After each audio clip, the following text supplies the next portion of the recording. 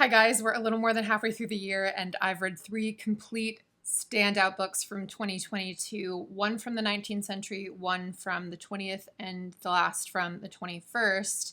And there's a novel here, short stories, and a memoir. So I think, yeah, I'd like to go backwards. Let's start with the new release. This came out at the beginning of 2022. It's called Free, A Child and a Country at the End of History by Leah Uppi. Norton sent me this copy, thank you to them.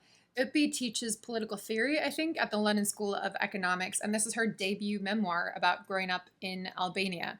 She was 11 years old when socialism fell apart there, and it was a shock, a clear before and after in her life and her country's. I read widely from Central and Eastern Europe across styles and topics, including things I wouldn't naturally gravitate toward, and I love doing that because there are these moments when I come across a book that's on my regional radar but I know would appeal to so many people who probably haven't heard of it yet. So let me be the one to tell you, if you enjoy memoirs, this is a book for you. Uppi has one of the most natural memoir voices I've come across in a long time. Because I've worked with early stage manuscripts in publishing, I tend to have a nose for when a project started out in a different form before morphing into the current book. I was amazed to learn that this started out as a sort of philosophy and economics text, basically. I never would have guessed that this hadn't been a memoir from day one. Such is the confidence and ease of her voice in this form. At its core, this book is questioning what it means to be free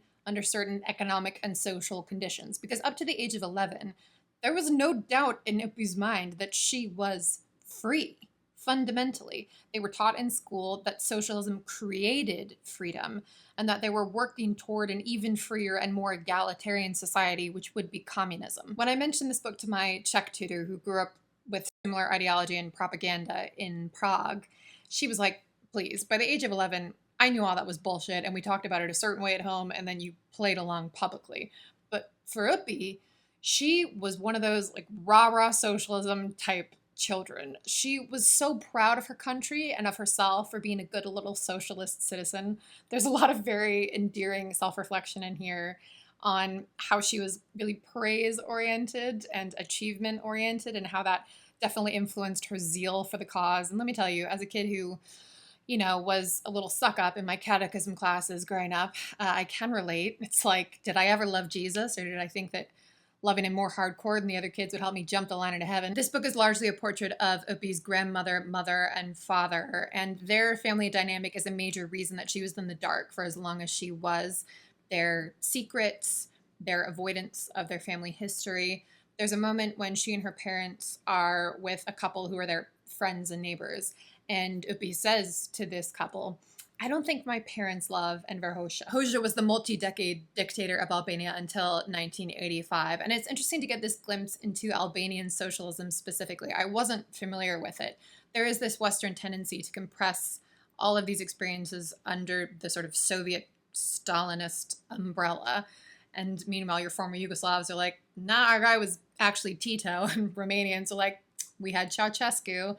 And Hoxha is that figure here in Albania, whom Albanian children were taught to love. So Uppi revered him, and she said once to this neighbor couple that she suspected her parents didn't.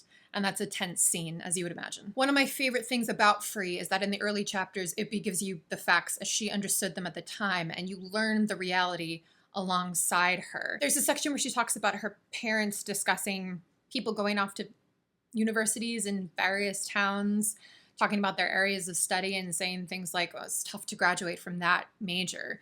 And as an adult reader, you know that something is up, but I didn't figure it out completely until Uppi did. And structurally, this works so well because thematically, the book is all about awakenings and disillusionment, about the confusion that replaces certainty. There was this great interview with Uppi in The Guardian where she was asked, your childhood was an age of ignorance. Did having the wool pulled over your eyes affect your later ability to trust? And she said, it is the transition from not knowing to knowing that challenges. Is the new truth just another story? The feeling of skepticism about the truth revealed after a great lie has never really left me. I'm not equating the situations, but that resonates a lot with me as someone who was 9 years old on September 11th and whose schooling was, especially thereafter, steeped in jingoism. And adulthood at times has felt like a protracted process, not just of learning, but of so much unlearning. Roughly the first half of the book is about her early childhood period, and the second half happens after the fall of socialism. What happened with the influx of chaotic capitalism? What kind of freedom did that really offer them? Both of her parents, in different ways, end up involved in politics, and there's some striking character moments with her mother, especially. I just can't say enough good things about this book. I will say you don't need to have special knowledge of recent Albanian history to read this. I definitely didn't. Most of this information was new to me, and of course there were some disorienting moments because of that. But overall, she's a really assured guide, and I think that the broader contours of the story and the sort of effortless quality of her writing pull you through. Now we come to a book that was published in 1942. And as I said on Goodreads, it was written so that I personally would read it 80 years later. I technically read it in one sitting, but I did put it down a few times because I was like, oh my God, this is so good. I can't even process how good this is. It's Embers by Sándor Márai, translated from Hungarian into English by Carol Brown Janeway. You guys, it is Breakup of Austrian Empire, book of my dreams. We have a classic setup here. Our main character is a retired general who lives in his grand, desolate estate in the Hungarian countryside. And he receives a message one day from his former best friend who is coming to visit for the first time in over 40 years. So you get these flashbacks early on to their boyhood growing up in an Austrian military academy and what they meant to each other. And the majority of the book then is this night that they spend reunited. One long night of confession and confrontation and unrelentingly perfect prose. Maybe it's because I've had less than humanist thoughts recently. I mean, my twin brother and I were just talking about this, about how we had never understood the Old Testament God as instinctively as we do now. You know, that instinct to survey the world and think, no, this can't be salvaged. Let's just like flood it all, send the flood, start over, myself included. But there's something about the elegance and vulnerability of moment after moment of this book, a torrent of almost painful perceptiveness.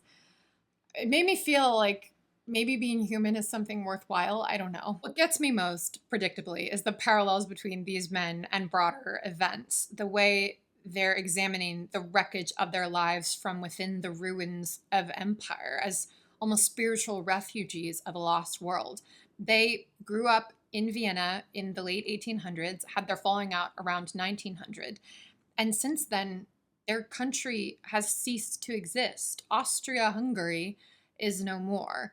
And Hungary alone, as it was always conceived before, is essentially no more after the Treaty of Trianon. One of the things that interests me most about the region is this transition period from the era of empires, broadly speaking Austrian, Russian, and Ottoman, into the still shifting map of Central and Eastern Europe, and the trauma of transitions, even those transitions that were broadly supported. Upheaval at best comes at such a psychic cost, and this whole book is infused with that sensibility because these were military men bred to defend a country and monarchy and borders that mean nothing now. They intended to defend these things at the cost of their lives, and now all of that is worthless, and instead they've paid a cost they never imagined. There's a moment early on that stopped me in my tracks. It says, "And yet, beyond their roles and their lives in society, beyond the women, something else, something more powerful made itself felt, a feeling known only to men, a feeling called friendship." Ding, ding, ding, we have a worldview. These men believe that, uncritically, and Márai serves it to you, the critical reader, on a platter. My mind was whirring at this. I was just thinking, like, I mean, okay, let's posit that this is true. All right, if women of this time and place and class couldn't form real friendships, I mean, must be something intrinsic about their nature. Nothing societal to see here. There's a thread throughout this book examining the machismo culture of a militaristic empire. A redundant phrase, you could say. Sometimes that thread comes to the forefront, but often it's extremely subtle. Both the most and least subtle aspect of it is the silence of the main female character, because Christina, the general's wife, died many years ago, but the narrative keeps returning to her repeatedly.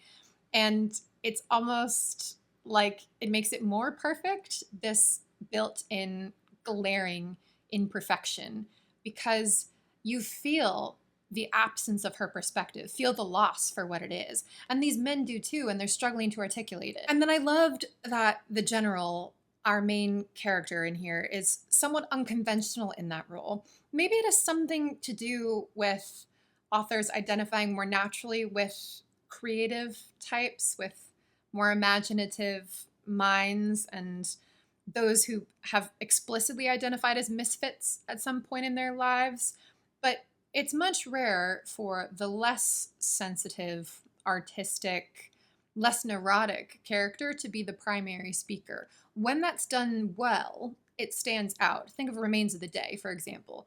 And this is another really effective example of that. There are these passages where the general in his younger years watches his mother and best friend, and then later his wife, communicate through music. He sees that they understand and feel music in a way he and his father can't. They're just different types of people. And although he operates comfortably in society, he feels set apart in this, a witness to these elements of the world, but not somebody who gets to experience them. I just think this novel is incredible. It's so beautiful to me. And honestly, talking about it now makes me want to reread it. So I think I'll try to do that before the end of the year. My fan is too loud in this room to have on while I film, which is a part of the reason that I've never tended to film much over the summer while I've lived in New York. Powder's gonna get us through this last book. It's worth it. It's worth it to push through. Finally, my 19th Century Bay is 52 stories by Chekhov, translated from Russian by good old Richard Pevear and Larissa Volokhonsky. And there's something awkward about this, about highlighting a Russian author in this moment. I've been mulling over making a separate video, possibly, on this thorny topic of reading Russian authors now, while Putin's Russia commits genocide in Ukraine and Z's are worn proudly all over the country. I read this book before the invasion in February, and so I can't even really bring that specific critical eye to it retroactively that would be helpful in this context. Basically, I respect if there are those of you who just don't want to hear it, and I thank you for watching to this point. So, Chekhov. This is why I read classics, because everybody has told you that Chekhov is the master of the short story. Every halfway decent, realist short story writer, your slice of life writers, they all get compared to Chekhov. The poor man's name is worn out. And it's about going from that abstract world of, right, this is what everyone thinks, cultural osmosis, into a private world between you and the author. How am I going to react? What do I think? Not because my opinion matters more than anyone else's, but because that's the only opinion I can form. And obviously, I haven't exactly discovered Chekhov, but in a paradoxical sense, Chekhov as a short story writer was a revelation to me because I discovered him for myself. He died at the age of 44, which is amazing to me that every observation he had was the observation of a fairly young man. He was a country doctor and treated people of all classes and situations, which is clear from the variety of plots and perspectives in here. He has this fundamental understanding of a broad cross-section of humanity, which is rare for an educated man of the time. I mean, of any time, you could say. I think it's probably most useful for me to just describe some of my favorite stories because I starred them as I went through. But I can tell you without even having to look again that my absolute favorite story was called The Name Day Party. And it's about a woman named Olga Mikhailovna who's hosting her husband's day-long extravagant name day celebration, which is based on the tradition of certain names being assigned to certain dates on the religious calendar. Olga Mikhailovna is pregnant, so she spends the day feeling hot and fatigued and uncomfortable, and throughout she observes her husband, his handsomeness, his smallness of character in different situations, his follies, and she also loves him and feels possessive when he's interacting with other women. There's so many different data points that all come together in like this swirl of everything she thinks about him. And without spoiling anything, because it's one of the longer stories, toward the end, everything comes to a head for her emotionally, and she picks a fight with him. When he walks away from the fight, she loses it. And as she screams, she can see the image of herself that he must be perceiving, the image of a hysterical woman. And she feels powerless to regain control of the interaction. As I was reading, I honestly couldn't believe that a man wrote this. And it made me think, again, because I think about this a lot, of how I think a lot of our justifiably wary perceptions of male writing and its built-in misogyny comes from 20th century male writing primarily. Because, I mean, funnily, I found that a lot of the great male writers of the 19th century to be something of a refuge from that. A much more simple story, one I'd actually forgotten that I'd read in Russian before, is called A Little Joke. And I think the fact that I've read it in Russian speaks to the cosmetic simplicity of Chekhov's writing, much more than it speaks to my language abilities. But the story is about a man and woman who are sledding down a hillside, and the woman is terrified. At a certain point, the man leans in and says that he loves her, but she can't tell if she's imagining it over the whooshing of the winter air. So even though she's still afraid, she insists on sledding down the hill over and over to see if she hears it again. Three stories that are maybe more emblematic for me are called Anguish, Kashtanka, and Grisha. Anguish is about a cab driver working in the thick of a winter night who keeps mentioning to his passengers that his son died earlier that week. But his passengers are cold and distracted and see him as more utilitarian than fully human. They don't want to engage with him. And meanwhile, he's desperate for someone to hear and to recognize that this is the world now, a world in which his son is dead. Kashtanka is from the perspective of a dog who loses her master and ends up in this kind of circus act. And then Grisha, I love this story. It's only about 3 pages of a boy who's 2 years and 8 months old who is taking his first walk in the world, and it's all his impressions of it. I have a bunch of others that I starred, but that's a sampling of 5 of the 52 in here. And as soon as I saw that Lady with the Little Dog wasn't included, I knew that there had to be an earlier collection that Vintage had also published with Pevear and Volokhonsky on board. And I was right. There are certain major stories that are going to be given priority. But that's part of the charm and surprise of this collection, is how special they all feel. They have this mixture of being sturdy and delicate. And they weren't even like the first 50 stories that Pevear and Volokhonsky chose to translate. I'm telling you that the pleasure of Chekhov's writing can't be overstated. This is 500 pages.